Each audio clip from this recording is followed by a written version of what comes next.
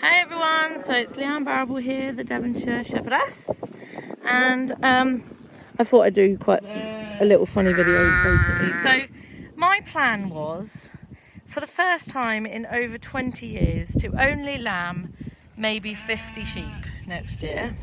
So there's a few reasons for this.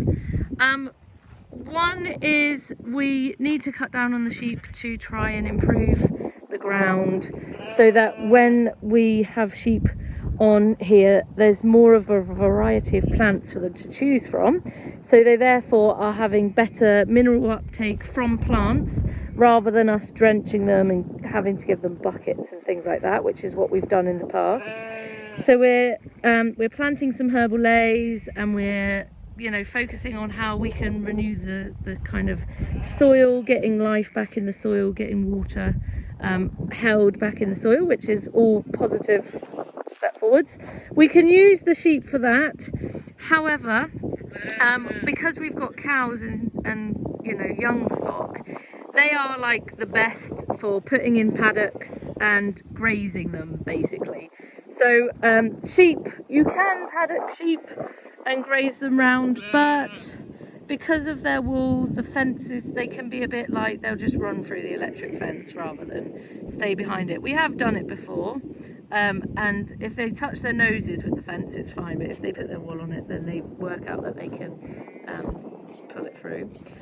So basically what we did today is we brought the sheep in, and we've picked out all what is the wethers, so the boys without their balls basically, and they will go to be fat lambs, and these will be our ewe lambs or sheep. There's sheep here and there's ewe lambs over the next couple of years. So we have got about 100 here really. So we're probably looking at lambing 60 to 70 of these, because some of the ewe lambs are already 50 kilos, so they will be ready to go to the ram in September, October time.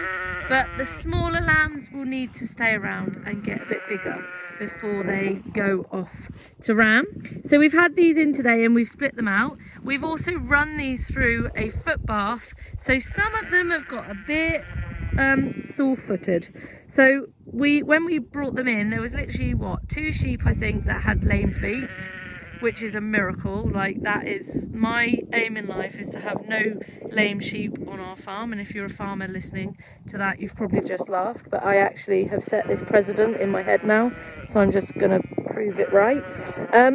So we literally only had two sheep that needed to be turned over, and I think only one of them needed their actual foot clipping. The other one had arthritis, which on this farm comes from a lack of calcium for years and years, so they get arthritic after a while.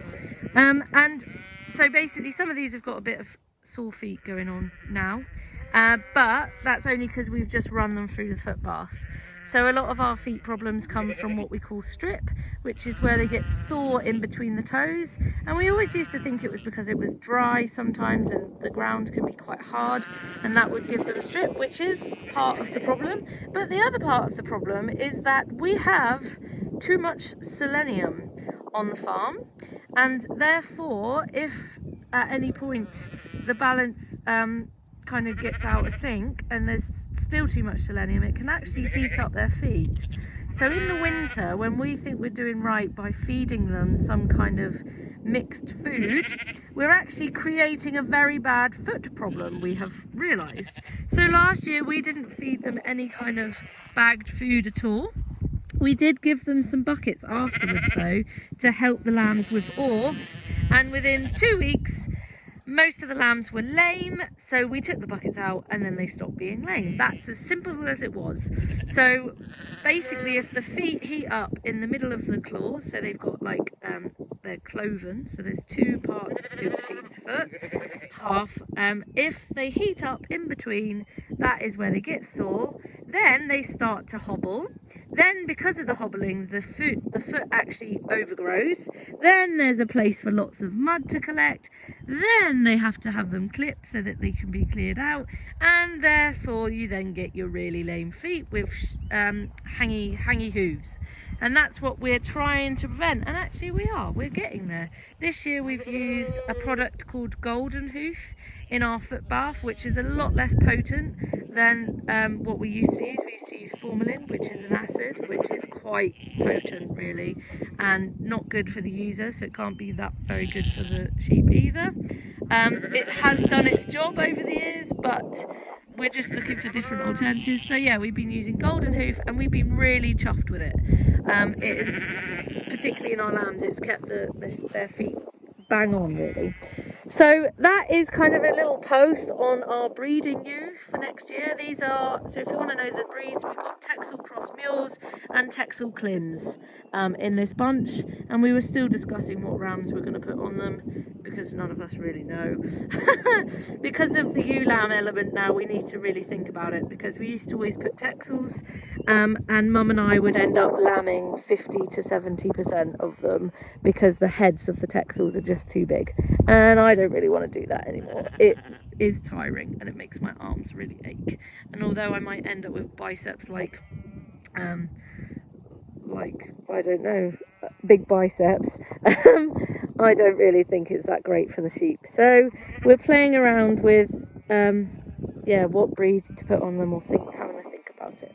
If you have any questions about sheep, then do let me know. I don't post very often about sheep, even though I'm a shepherdess, purely because, well, they're kind of, you know, making their own way in life.